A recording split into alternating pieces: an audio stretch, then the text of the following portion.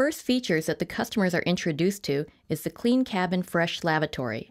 The Fresh Lavatory was developed to explore and demonstrate technologies that will appeal to customers who value cleanliness, sanitary surfaces, and a fresh appearance. The Fresh Lavatory incorporates a number of innovative technologies. It uses light colors and has improved lighting to give a sense of freshness. It also incorporates antimicrobial coatings in key touch surfaces to inherently improve sanitation.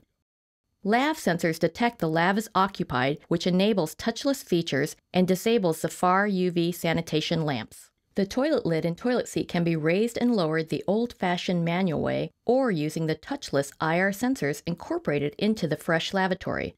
With the wave of a hand, the toilet lid and seat can be raised and lowered.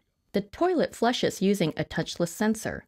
The Fresh Lavatory soap dispenser and faucet both use touchless sensors. The faucet has an optional foot switch in case a customer needs constant water flow. In addition, far UV technology could be used to sterilize the water just upstream of the faucet.